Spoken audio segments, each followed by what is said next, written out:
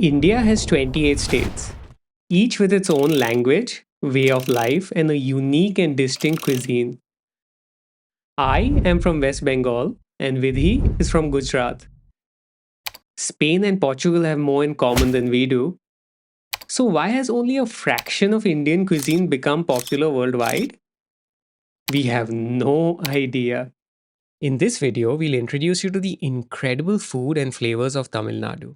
If you're a regular, then you'll remember that we featured Pallavi before, with her party, who actually stole the show with her laughter and her enthusiasm. But we have some sad news. Party has since passed away. But as you'll see, her spirit lives on through this house, this kitchen, and especially through her family and Pallavi.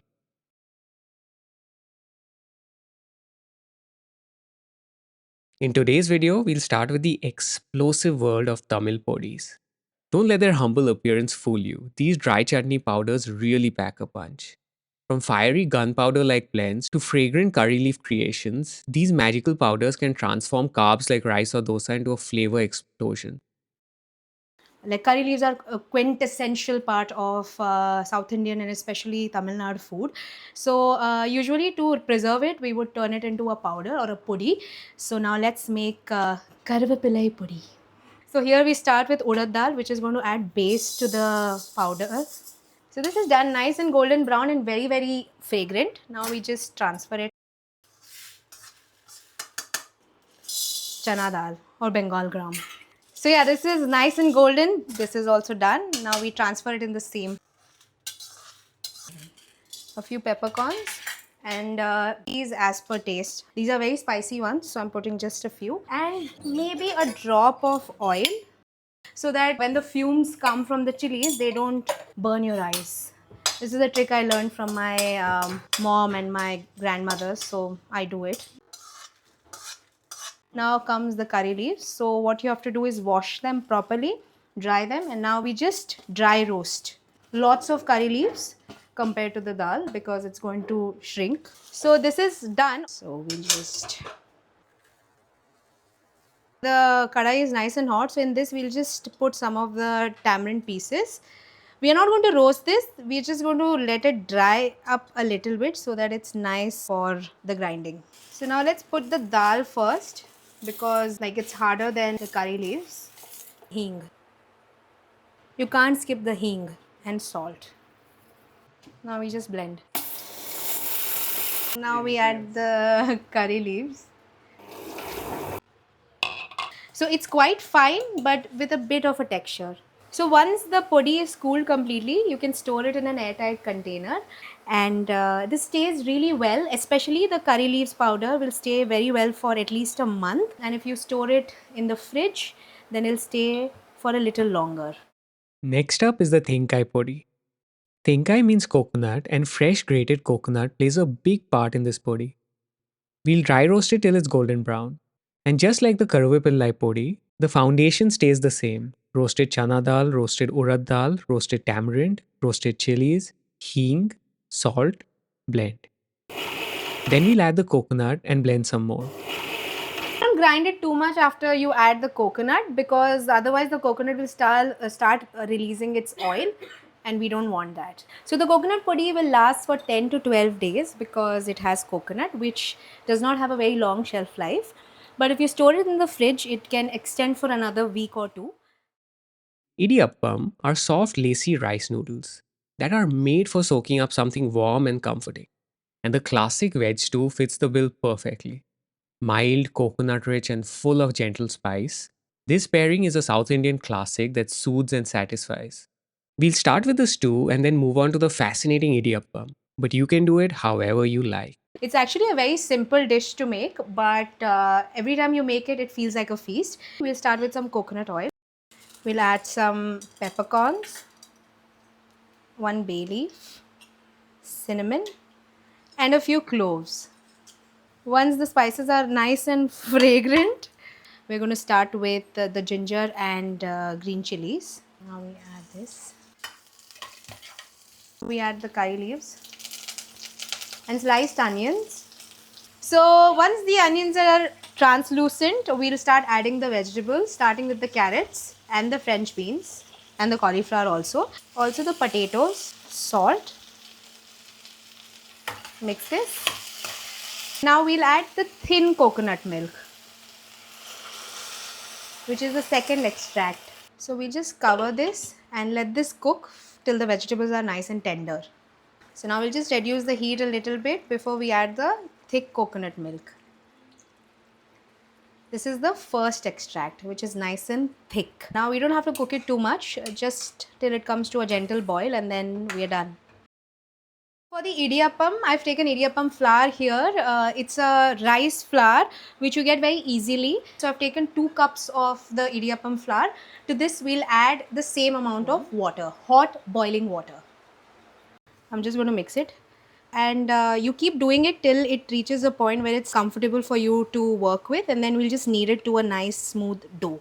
So as you can see, sometimes the instructions may be wrong, so maybe you need to use some common sense and add more water so that you get a nice soft consistency. What we are looking at is a dough of a dumpling.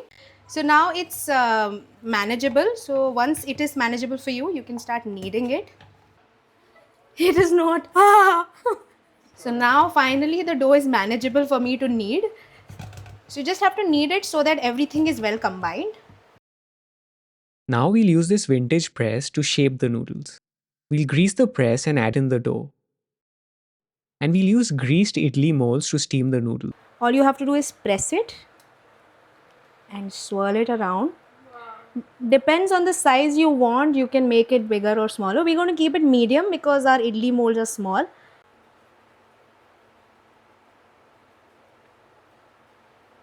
Now we steam it for 10 to 12 minutes. And just like that, we have these beautifully crafted idiyappam. Paruppu Thogayal is a thick, earthy lentil chutney that pairs perfectly with hot rasam and rice. This humble combination is Tamil home cooking at its most soulful. No frills, just fire, tang, and texture. Paruppu is the dal, and today we are using a tovaram paruppu, which is actually tur dal.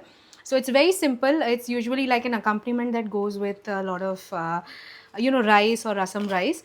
So all we are going to do is put the pepper, some chilies, and the tur dal. So now we just have to roast this till it's nice, fragrant and golden brown, which will take some time.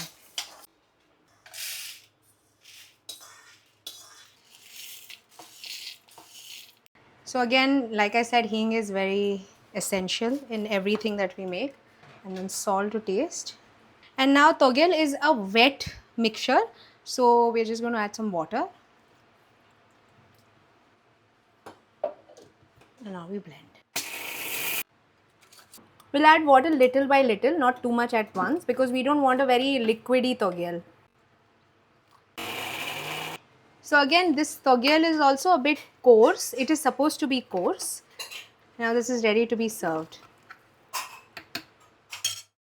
And now finally, let's plate up the food. To some hot rice, we'll add some of the Karuvepillai Podi, then some sesame oil, and mix to combine. We'll then add the rice to a banana leaf, and then we'll make a plate with the Thengai Podi. We'll arrange the string hoppers on a plate lined with a banana leaf and then top it with some grated fresh coconut. And there you have it. Not bad for a morning's work. How did all this taste? For that, we have a totally unbiased jury. All right, we're tasting the coconut podi first. I love how it's a nice balance of spice and a little flavor of coconut. Yeah, just so simple and nice. So this is the curry leaf podi. It's really interesting. Mm, it's so good. The flavor of curry leaf and the spice and the sesame oil all go together very well. We serve it with the rasam rice. So all you have to do, you mix the rice with the rasam and keep taking a bit of the togel on the side. So it basically adds body to the rasam rice. Hmm, I love this. The tamarind flavor from the rasam along with the spicy Paruppu Thogayal, which tasting very good. And it's like sabzi, dal, and rice, but it's actually both are made from dal. Anything with coconut. I'm sold.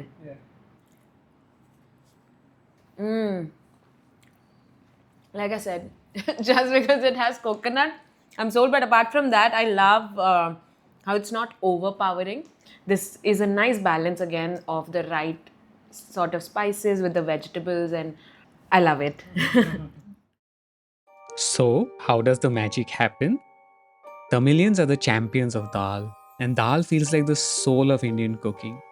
The rest of the world is discovering this magical stuff, but it feels like they are hundreds of years away from catching up. Today we saw this creativity again, with the podis and then the Thogayal. This is ingenious stuff. If you think about it, podis are protein-rich powders with a naturally long shelf life. It seems like something inspired by the needs and trends of today, not something made up centuries ago. But be warned, this stuff runs hot. Every time Pallavi took off the blender jar lid, everyone started coughing. Again, sorry about that. It's the chilies. Just from the dry fumes of this stuff. Food from the south has the reputation of being balanced and healthy, and rightfully so. The best thing about South Indian meals is that it's so healthy, whole, yet it'll make you feel light. It's not going to make you feel heavy even if you have a lot of it. If you eat it the right way, it's such a well-balanced meal with protein, with carbs, the right amount of, everything. This too is one of my favorite dishes of any cuisine, and it was a privilege to see how the magic happens. In graphic design, in architecture, and even in cooking, the simple things can be the hardest to get right. And seeing it being made, you realize just how much effort and quality goes into it. Freshly squeezed coconut milk, freshly steamed rice noodles, minimal spices but in the right proportions. A lot goes into it, and the result is really special. Pallavi is the youngest person to be featured on this series. She is less than half the age of the people we've regularly featured. And even though she is a super talented professional chef, it was strange to see her struggling with a few things today. Interestingly enough, she actually predicted this early on. So during these times, I really miss my grandmother because when they were alive, any questions I had about a recipe, I would just call, and they would just be one call away. And it just, it makes you realize that how grateful, or rather, what kind of a privilege it truly is to have grandmothers. This series is rooted in the magic of cooking. And this is exactly how the magic lives on. It's passed down across generations from the beginning of time. Watching the otherwise impeccable Pallavi struggle a couple of times was a strangely wonderful reminder of how the magic truly happens. Recipe books are valuable and culinary schools are important, but cooking, at its heart, is an apprenticeship, an ancient relationship between teacher and student, where tens of thousands of hours of practice and shared knowledge come together to make something magical. We really enjoyed all the delicious food and spending time with Pallavi and family.